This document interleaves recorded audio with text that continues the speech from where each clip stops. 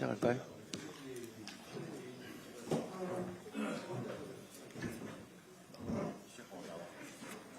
시작. 예, 안녕하십니까. 오늘 원내 대책회의 사회를 맡은 원내 부대표 이재관 의원입니다. 지금부터 제74차 원내 대책회의를 시작하겠습니다. 먼저 한병도 원내대표의 발언이 있겠습니다. 예, 민주당은 지난주 중동 상황 대응을 위한 비상경제 상황실과 오늘 왼편에 보시면 상황판도 설치를 했습니다. 또 지난주 비상경제 상황실 활동의 일환으로 플라스틱 기업과 현장 간담회를 가졌고 내일도 민주당 중동 상황 경제 대응 특별위원회와 함께 여수 국가산단 현장을 직접 둘러볼 예정입니다. 실물 경제 상황을 예의주시하고 현장의 목소리를 바탕으로 실효성 있는 대응을 해나가도록 하겠습니다. 오늘 본회의에서 시급한 민생경제 법안을 반드시 처리하겠습니다. 하루가 다급한 위기 상황입니다. 더 이상 미룰 시간이 없습니다. 지금 이 순간에도 원달러 환율은 치솟고 있습니다. 조세특례 제한법, 농어촌 특별세법 등 환율 안정법을 오늘 처리해야 합니다. 우리 수출 기업이 통상 분쟁 최전선에서 싸울 무기가 필요합니다. 대외무역법과 통상 환경 대응 지원법에도 국회가 답해야 합니다. 나프타 대란으로 석유화학, 철강 기업들이 벼랑 끝에 서 있습니다.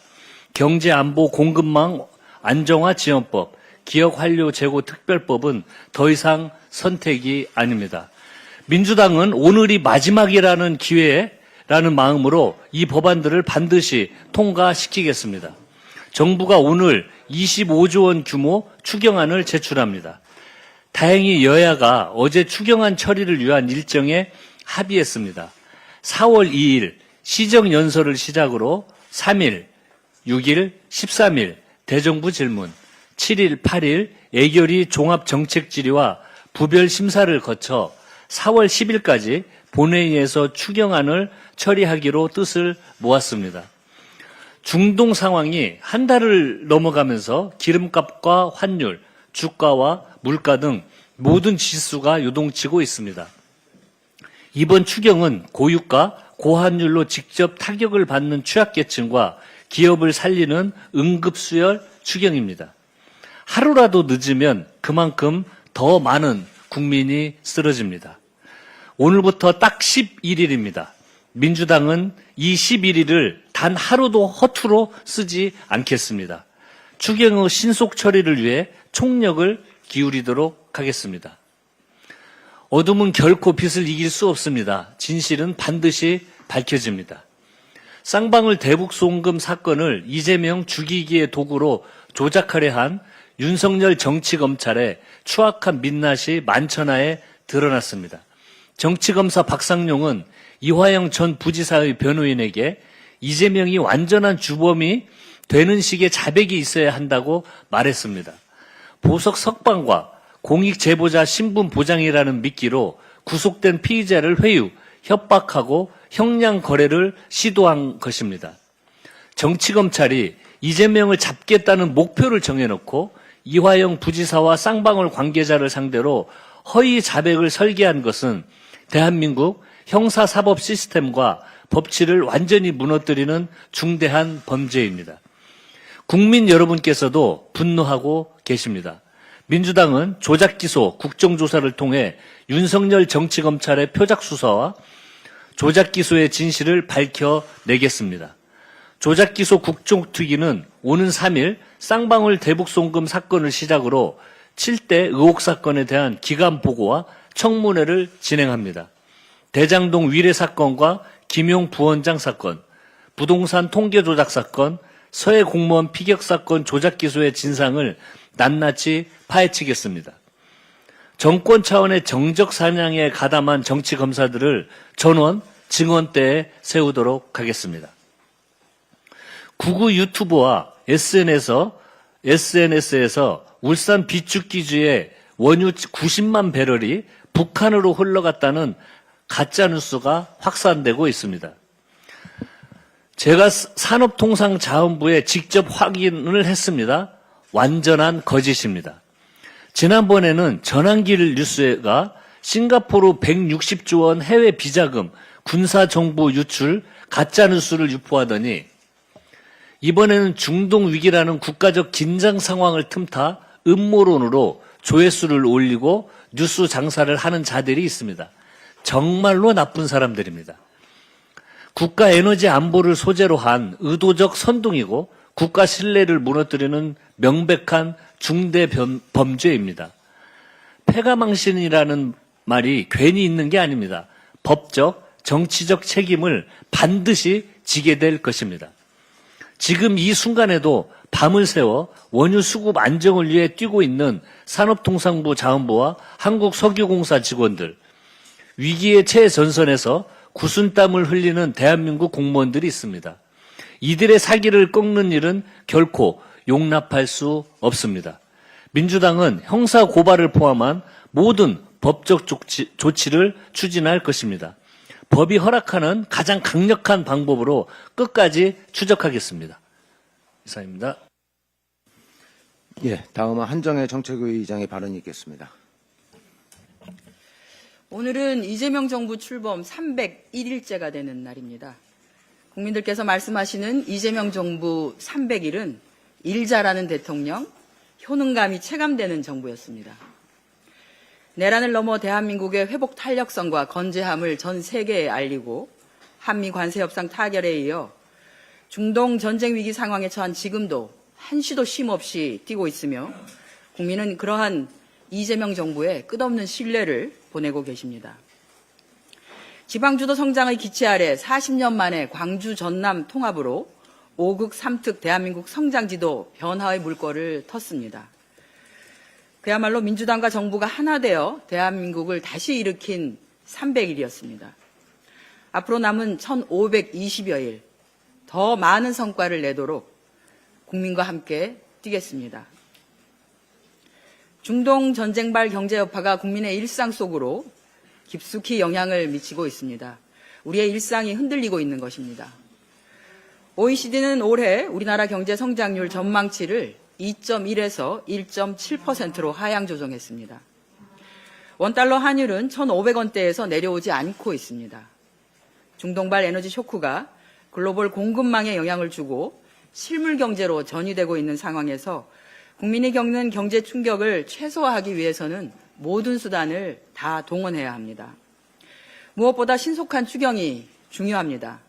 중동 전쟁 위기로부터 경제를 살리고 산업은 지키면서 민생을 회복시키기 위한 추경입니다. 고유가 부담 완화, 소상공인, 노동자, 청년 등 민생 안정, 피해 기업, 산업 지원 및 공급망 안정, 지방재정 보강 등을 통해서 민생 경제를 든든하게 방파제 역할처럼 뒷받침해야 합니다. 오늘 추경안이 국회에 제출될 예정입니다.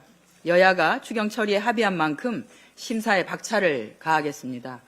빠른 시일 안에 민주당의 심사 방향을 보고드리고 국민이 확실히 체감하고 현장에 실질적인 도움이 되는 추경을 위해서 총력을 다하겠습니다. 아울러 정부와 여당은 중동 전쟁 위기 대응에 강도를 높이고 있습니다. 정부는 비상경제 대응 체계를 선제적으로 가동하고 비상경제본부 회의를 열어 에너지, 물가, 금융 등 민생경제 상황 점검을 강화하고 있습니다. 당도 중동 전쟁 경제대응 TF를 특위로 격상하고 석유화학 제품 매적 금지 방안 추진, 석유화학 및 플라스틱 제품 유통 과정에서의 불공정 행위 단속 강화 등 위기 대응에 전력을 쏟고 있습니다. 당 지도부는 민생 현장을 찾아 현장의 목소리를 듣고 고충 해결에 앞장서고 있습니다. 정부 여당은 국민의 어려움을 꼼꼼히 살피고 든든한 버팀목이 되어 국민의 일상을 지킬 수 있도록 최선을 다하겠습니다. 중동발 전쟁의 포화로 국제 에너지 공급망이 요동치고 세계 경제의 불확실성이 그 어느 때보다도 높은 엄중한 상황입니다. 오직 국민의 삶 그리고 우리의 국익만을 바라보는 죄송합니다. 오직 국민의 삶 그리고 우리의 국익만을 바라보는 철저한 실용 외교로 이 위기를 정면 돌파해 나가고 있습니다. 이번 주에는 인도네시아 그리고 프랑스와의 연쇄 정상회담이 예정되어 있습니다. 내일 열릴 한 인도네시아 정상회담은 자원부국이라고 할 수 있는 인도네시아와 에너지, 원자재 공급망 협력을 공고히 하면서 중동발 충격을 막아낼 튼튼한 방패를 짜는 자리가 될 것입니다. 아울러서 KF-21 전투기 수출 등 우리의 방위산업의 외연을 넓히는 중요한 분수령이 될 것이라고 봅니다.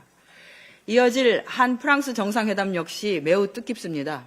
유엔 안보리 상임이사국이자 올해 G7 의장국인 프랑스와 함께 호르무즈 해협의 안전을 포함한 글로벌 안보 공조를 재확인하고 AI, 우주 등 첨단 기술 협력을 전략적 수준으로 끌어올리겠습니다.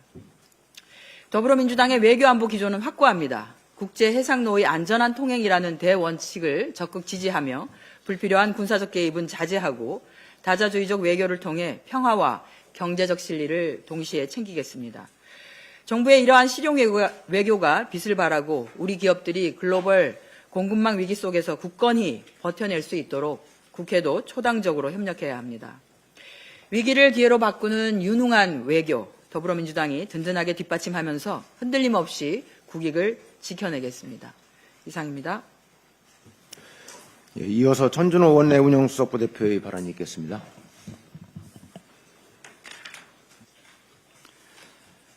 민주당이 위기 극복에 강한 의지로 추경 심사를 합의했습니다. 차질 없이 심사하고 처리하겠습니다. 이번 추경은 신속한 처리가 관건입니다. 긴박한 중동 상황에 대응하기 위함입니다. 이에 따라 정부안 제출일로부터 최장 열흘을 넘기지 않고 처리하도록 합의했습니다. 이번 추경은 절박한 민생 경제를 위한 최소한의 처방입니다. 중동 상황의 국내 피해를 방어하기 위해 매우 중요합니다. 오는 7일과 8일로 예정된 예결위 심사에서 진정성 있는 논의가 이루어져야 합니다. 그를 위해 국민의힘은 심사 전 민생 현장을 찾아가 보시기를 권합니다. 원료 수급으로 어려움에 처한 업계 종사자들과 대화해 보십시오. 불가피한 에너지 가격 상승으로 고통받는 국민의 목소리를 직접 들어보시기 바랍니다. 민주당은 원내에 비상경제 대응 상황실을 구성하고 기존의 중동 상황 경제 대응 TF를 특위로 격상해 총력 대응하고 있습니다. 민생 현장을 찾아가고 당정 협의를 강화하고 있습니다. 추경 역시 합의된 대로 차질 없이 심사하고 오늘 10일까지 반드시 처리하겠습니다. 국민의힘 지방선거 공천이 막장입니다. 엄중한 민생 경제는 안중에 없고 구구 인사의 막말, 잡음만 회자됩니다. 참 걱정스럽습니다. 국민의힘 청년 오디션은 구구 윤어게인 오디션으로 종료되었습니다. 심사위원과 후보 모두 가관이었습니다. 국민의힘은 구구 윤어게인 인사를 심사위원으로 앉혀 논란을 자초했습니다. 서부지법 폭동을 민주화 운동의 견주와 옹호하고 윤석열 무죄를 주장한 인사입니다. 그는 어제 참가자에게 휴대폰이라도 던졌을 것이라며 심사 후기 막말을 쏟아내기도 했습니다. 이 오디션에서 서울시의원 비례대표 자리에 최종 우승한 후보는 또 어떻습니까? 한 유튜브 방송에서 부엉이 바위에 올라 고 노무현 대통령을 모욕한 장본인입니다. 경북도의원, 경남도의원 후보로 선정된 이들 역시 부정선거론을 주장한 바 있습니다.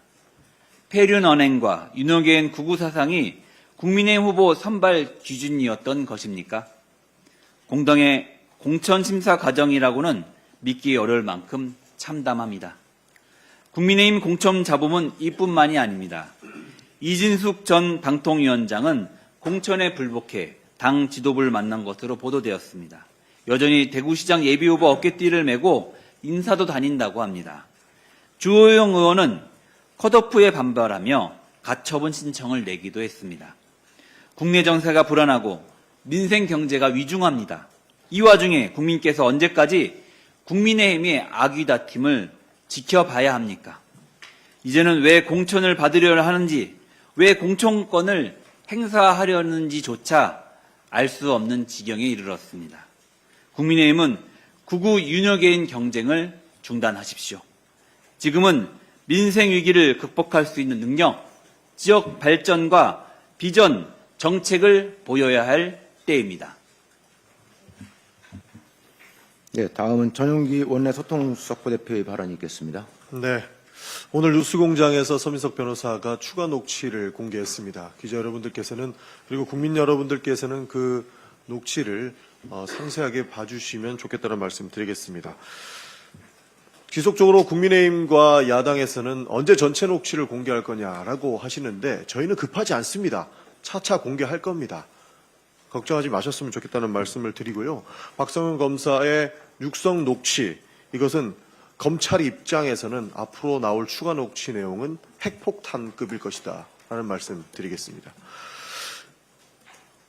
검사님 자신 있으신지는 모르겠습니다. 계속 짜집기라고 하면서 갖가지 거부 논리였다라고 이유를 대면서 프레임 전환을 시도하시는데 핵심은 검찰의 조작 기소 의혹일 것입니다.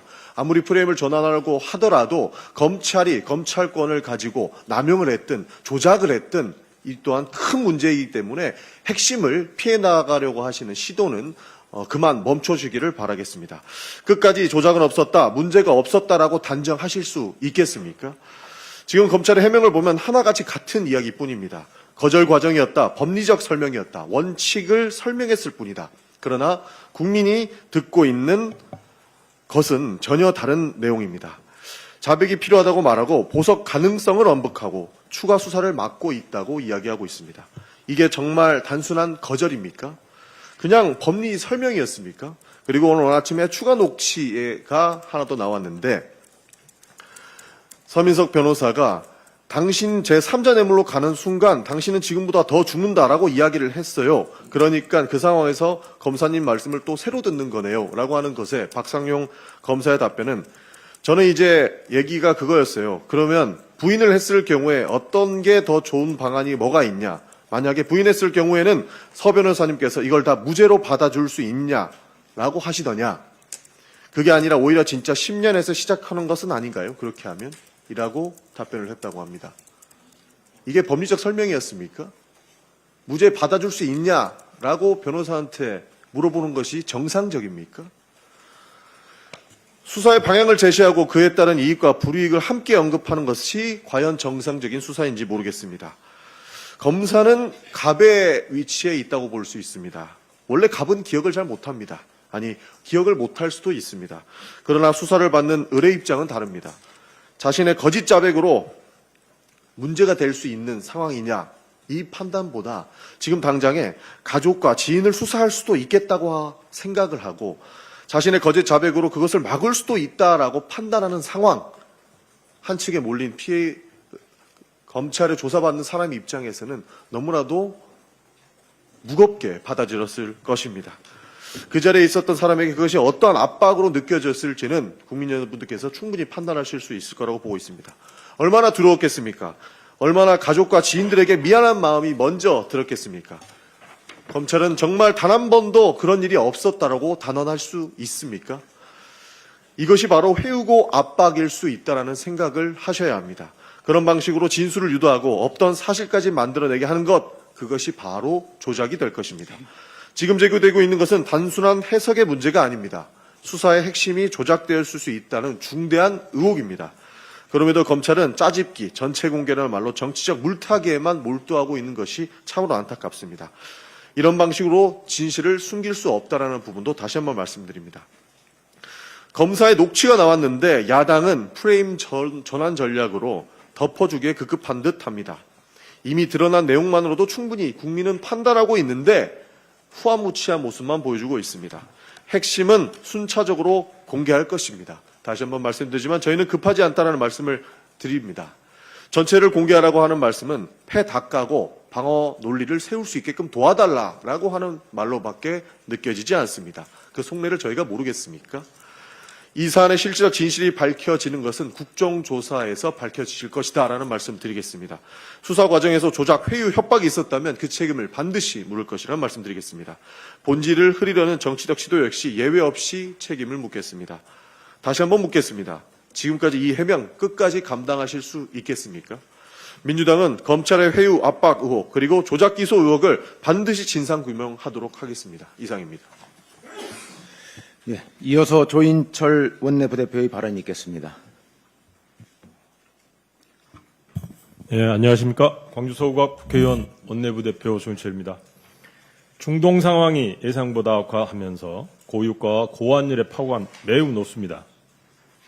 유가는 $100를 넘었고 환율은 IMF 위기 이후 최고치인 1,500원을 넘어 1,520원을 넘보고 있습니다.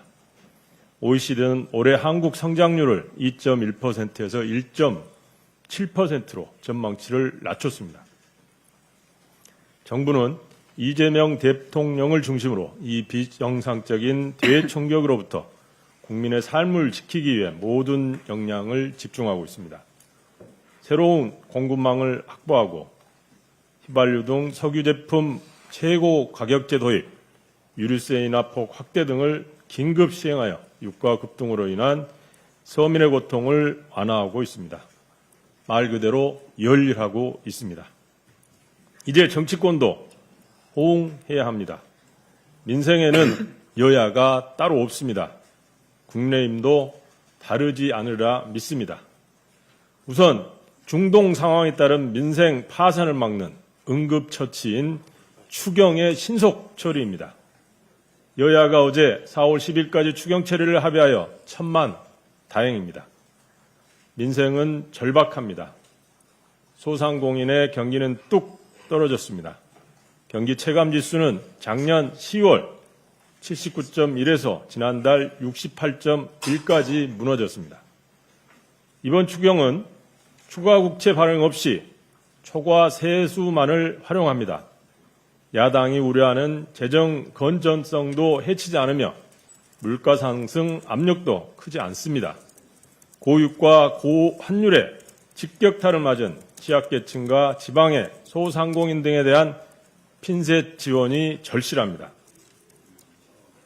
추경은 편성도 중요하지만 집행 골든타임을 놓쳐서는 안 됩니다. 유가 상승에 속수무책 멈춰선 트럭 기사님은 일일 여산추입니다. 중앙정부의 추경 예산에 맞춰 지방정부가 추경을 편성해야만 비로소 예산은 집행이 됩니다. 6.3 지방선거 일정, 지방정부의 추경 편성 소요 기간 등을 감안하면 여유 부릴 시간이 없습니다. 우리는 이기 시에 단 10일 만에 추경을 처리한 사례가 이미 있습니다. 지난해 산불 위기 당시 우리 민주당은 야당이었음에도 불구하고 국가적 재난 앞에서 단 열흘 만에 추경을 합의한 바 있습니다. 추경 처리가 빠를수록 중동 상황으로 고통받고 있는 국민들의 삶은 조금이나마 개선됩니다. 국민의힘은 잊지 마십시오. 다음으로 경제 방파제인 환율 안정 3법의 본회의 처리입니다.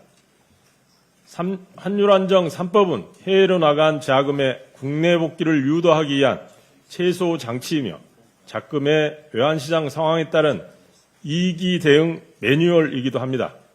외환시장을 선제적으로 안정시켜 물가 안정과 민생경제 회복의 기틀을 다지고자 하는 것입니다. 이를 정정의 도구로 삼는 것은 민생에 대한 직무유기입니다. 특정 정당의 정치적 이익만이 아닌 대한민국 경제를 지키는 최소한의 안전장치로 오늘 본회의에서 반드시 처리되어야 합니다.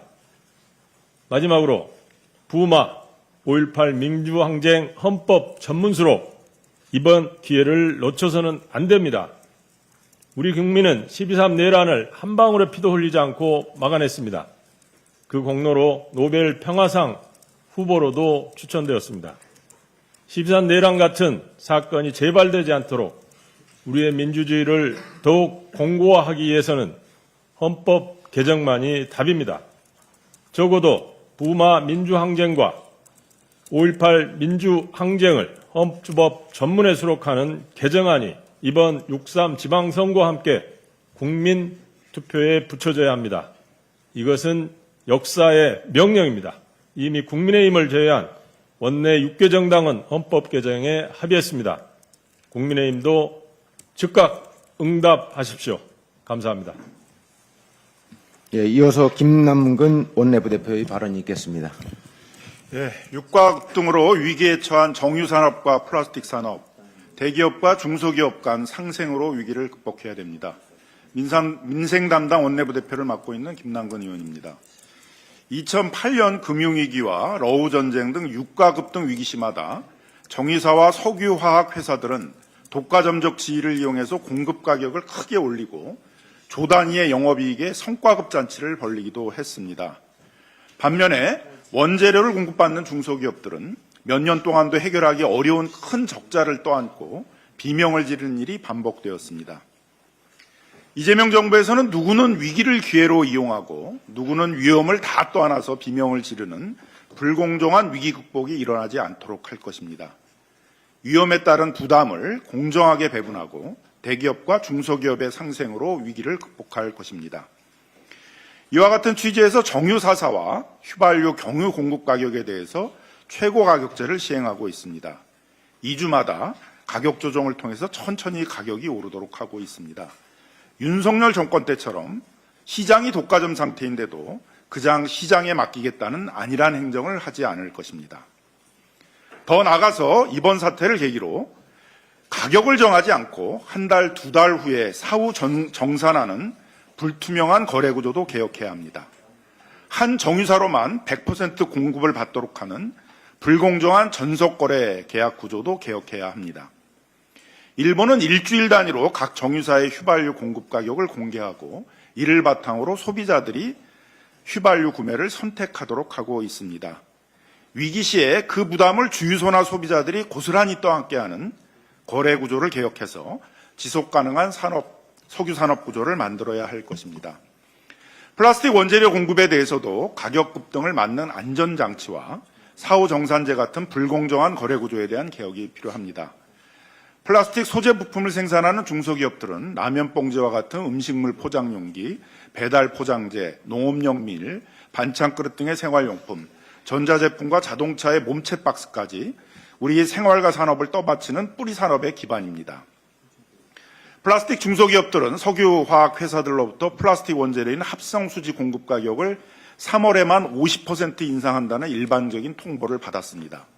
4월에는 더 큰 폭으로 인상하겠다는 통보를 받고 나니 생산을 중단해야 되는데 플라스틱을 공급받는 수요 대기업들과의 납품 거래에서 정한 위약금 때문에 생산 중단도 못하고 있는 실정입니다. $60로 수입한 원유를 가지고 정제한 나프타 합성수지를 공급하고 있는데 왜 중동에서 아직 출발도 안 한 $100짜리 원유 가격을 기준으로 가격을 급속히 인상하느냐 불공정하다는 호소를 하고 있습니다. 플라스틱 원재료인 합성수지 등을 공급하는 석유화학 업계는 LG와 롯데케미컬 등 4개 업체가 독과점 시장 구조를 형성하고 있습니다. 플라스틱 중소기업들이 일방적인 가격 인상에 대항할 수 없는 구조입니다. 그래서 주유소 최고 가격제와 같이 가격을 시차를 두고 천천히 인상하도록 하는 시차 가격제 등을 실시해 줄 것들을 요구하고 있습니다. 플라스틱 원재료인 합성수지 공급이 축소되고 있는 것도 문제입니다. 지난주 금요일 한병도 원내대표와 함께 플라스틱 제조 중소기업을 방문했습니다. 가득 쌓여 있어야 할 합성수지 원재료 창고는 텅텅 비었고 재고는 4월 치밖에 남아있지 않았습니다. 일부 대리점들이 합성수지 매점 매석과 종량제 봉투 사재기와 같은 우려들이 나타나고 있습니다. 석유화학 회사들은 플라스틱 원재료인 합성수지 생산 물량의 절반을 해외로 수출하고 있습니다.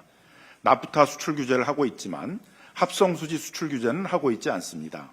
합성수지를 수입하는 국가와의 신뢰를 고려해서 전면 수출 중단은 어렵다 해도 어느 정도 합성수지 수출 물량을 국내 공급으로 돌리는 조치가 필요합니다. 산업부는 합성수지에 대한 해외 수출 여부에 대한 모니터링을 실시하고 이에 대한 대책을 마련해야 할 것입니다. 플라스틱 중소기업들은 원재료 가격 인상에 따른 비용을 납품대금에 반영하지 못하여 사실상 중간에서 샌드위치로 위기를 맞고 있습니다. 식품회사나 농협과 같은 수요 대기업들은 전쟁은 일시적이다라며 가격 인상을 받아주지 않고 있습니다. 그 결과 플라스틱 중소기업들은 중간에서 샌드위치가 되어 몇 년에 걸쳐 해결해야 될 큰 적자를 감수해야 되는 상황입니다. 다행히 조달청이 국가나 공공기관이 수요하는 플라스틱 포장용지 등에 대해서 조달 가격을 인상하고 납품 시기를 조정해서 위기를 벗어날 수 있는 방법을 제시해주고 있습니다. 이와 같이 비상시기에 대비하여 하도급법 등의 납품대금 연동제를 도입하였습니다. 하지만 중소벤처부가 긴급조사한 바에 의하면 납품대금 연동제를 실시하고 있는 플라스틱 거래 현장은 40%도 안 됩니다. 중소벤처부와 공정거래위원회는 납품대금 연동제가 왜 작동하지 않는지, 대기업의 우월한 지위를 이용해서 납품대금 연동제 약정을 하지 않는지에 대한 조사도 즉각 돌입해야 합니다. 국가적인 위기 상황에서 석유화학 대기업, 플라스틱 중소기업, 식품회사 대기업, 그리고 정유사, 주유소, 소비자 어느 한쪽에서도 모든 고통을 전부 다 부담해서는 안 됩니다. 제도를 공정하게 바로잡고 각 경제 주체들이 합리적으로 고통을 분담해야 합니다. 그래서 더불어민주당은 플라스틱 업계와 정유업계와 사이에 거래 구조 개선을 위한 사회적 대화기구를 출범했습니다. 이 사회적 대화기구에서 유가 급등기마다 반복되는 가격정과 불공정 문제를 해결하겠습니다. 플라스틱 업계, 정유사와 주유소업계 간의 상생협력의 기반을 제도적으로 마련하겠습니다. 중소기업과 소상공인은 버티거나 무너지고 대기업만 이익을 보는 구조, 이 불균형을 바로잡겠습니다. 더불어민주당은 국민의 편에서 끝까지 책임지고 해결하겠습니다. 감사합니다. 예, 수고하셨습니다. 준비된 모든 발언이 끝났습니다. 이상으로 3월 31일 제74차 원내대책회의를 마치겠습니다.